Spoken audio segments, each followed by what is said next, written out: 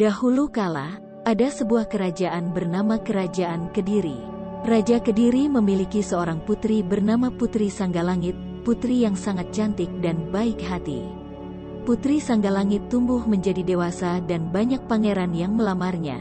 Raja Kediri sangat khawatir karena Putri Sanggalangit selalu menolak lamaran dari para pangeran. Raja Kediri lantas menemui Putri Sanggalangit. Ia meminta agar Putri Sanggalangit menerima pinangan dari salah satu pangeran tersebut. Putri Sanggalangit tak bisa menolak permintaan ayahnya. Namun, ia mengajukan sebuah syarat bagi para pangeran yang menginginkannya. Katakan kepada para pangeran itu, "Ayah, jika mau menikah denganku, mereka harus menerima syarat dariku, yaitu mengadakan pertunjukan yang belum pernah ada di negeri ini. Syarat yang kedua, pertunjukan itu harus diiringi oleh 140 penunggang kuda kembar. Kemudian syarat terakhir, mereka harus membawa seekor binatang berkepala dua," ucap Putri Sanggalangit. Raja Kediri kaget mendengar persyaratan itu. Sungguh sulit syarat yang diajukan oleh putrinya. Tetapi, ia harus tetap mengumumkannya kepada para pangeran. Setelah Raja Kediri mengumumkan syarat itu, hanya dua pangeran yang sanggup mengikuti sayembara, yaitu Pangeran Kelana dan Pangeran Singabrong. Mereka pun pulang untuk mempersiapkan syarat tersebut. Beberapa hari kemudian, Pangeran Kelana sudah menyiapkan semuanya. Tapi, ada satu yang belum ia miliki, yaitu binatang berkepala dua. Dia hanya memiliki seekor merak yang sangat indah. Pangeran Kelana berharap Putri Sanggalangit menyukai merak miliknya. Rombongan Pangeran Kelana pun berangkat ke Kerajaan Kediri. Namun, di tengah perjalanan, rombongan Pangeran Kelana dihadang oleh seekor singa yang ganas. Sebenarnya singa itu adalah jelmaan Pangeran Singabrong. Ia ingin merebut apa yang disiapkan oleh Pangeran Kelana.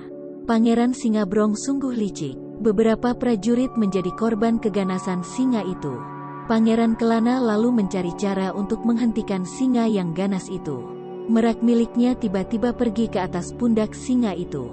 Ia mematuk kutu-kutu yang ada pada tubuh singa. Singa tersebut terlena. Pada saat yang bersamaan, Pangeran Kelana mengambil pecut sakti miliknya, lalu mengarahkannya pada singa dan merak. Akhirnya tubuh singa dan merak menempel menjadi satu. Mereka tak dapat dipisahkan. Pangeran Kelana pun berhasil menjinakkan singa itu. Kini lengkap sudah syarat yang diajukan oleh Putri Sanggalangit.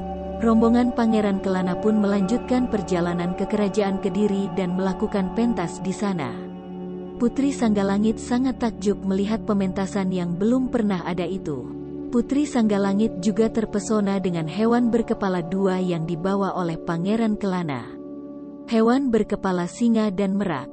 Sungguh indah. Akhirnya, Putri Sanggalangit menerima pinangan Pangeran Kelana. Sejak saat itu, pertunjukan yang ditampilkan oleh Pangeran Kelana dinamakan dengan Reok Ponorogo. Ajisaka, Jawa Tengah pada zaman dahulu, ada sebuah kerajaan yang bernama Kerajaan Medang Kamulan. Raja yang berkuasa saat itu bernama Prabu Dewata Cengkar. Raja tersebut merupakan raja yang begitu rakus, tamak dan suka memakan daging manusia. Karena ia selalu memakan manusia, seluruh rakyatnya mau tidak mau harus memberikan hadiah kepadanya berbentuk manusia.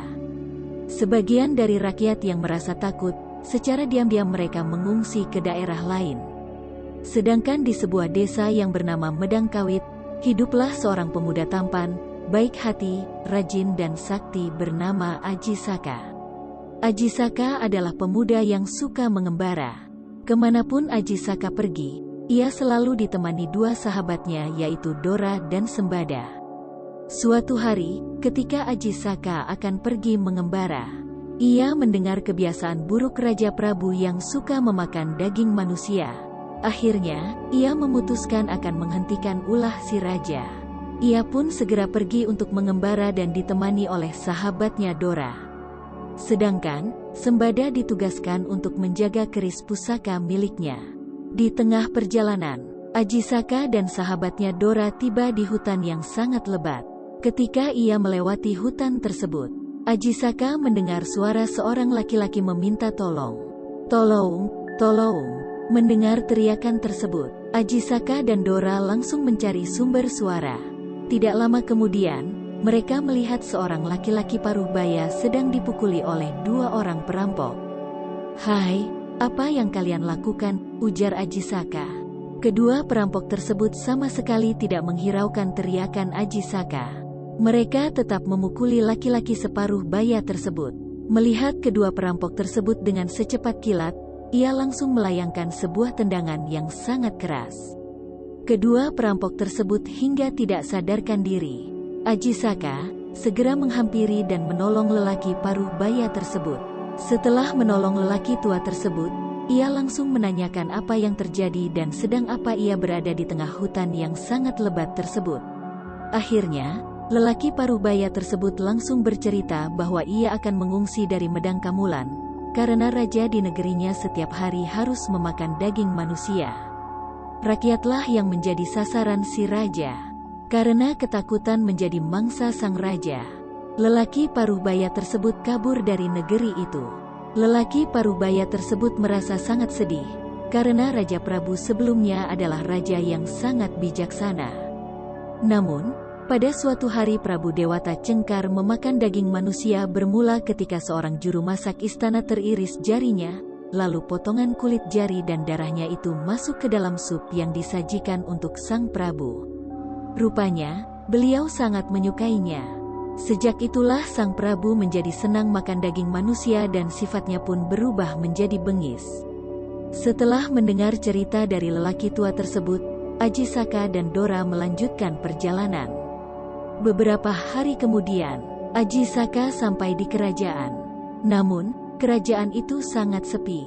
Tidak ada satu orang pun yang terlihat. Semua rakyat tidak keluar rumah karena takut dijadikan santapan sang raja. Melihat keadaan tersebut, Ajisaka segera menuju istana dan menemui Patih. Ajisaka menyerahkan dirinya untuk dijadikan santapan sang raja. Mendengar Ajisaka akan menyerahkan dirinya untuk dijadikan santapan raja, Patih sangat terkejut. Namun, tanpa banyak tanya, mereka pun mengizinkan Ajisaka masuk ke dalam istana. Saat berada di dalam istana, ia menghadap Prabu Dewata Cengkar yang sedang marah, karena Patih Jugul tidak membawa mangsa untuknya. Tanpa rasa takut sedikit pun, ia langsung menghadap kepada sang Prabu dan menyerahkan diri untuk dimangsa. Beberapa hari kemudian, tibalah hari Ajisaka akan menjadi santapan raja.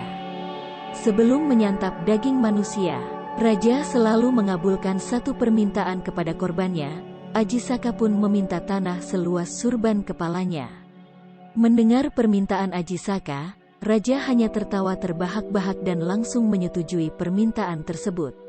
Akhirnya, kain sorban yang dikenakan di kepala Ajisaka dibuka. Ajisaka kemudian meminta Prabu Dewata Cengkar menarik salah satu ujung sorbannya. Sangat ajaib, sorban yang awalnya sangat kecil, tiba-tiba memanjang dan meluas hingga meliputi seluruh wilayah kerajaan Medang Kamulan. Karena saking senangnya mendapat mangsa yang masih muda dan segar, sang Prabu terus mengulur sorban itu. Tanpa raja sadari, ia terus berjalan mundur sampai di tepi pantai selatan.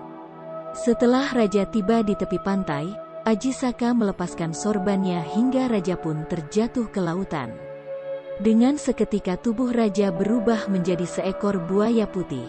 Mengetahui kabar tersebut, seluruh rakyat Medang Kamulan kembali. Ajisaka akhirnya dinobatkan menjadi Raja Medang Kamulan menggantikan Prabu Dewata Cengkar dengan gelar Prabu Anom Ajisaka.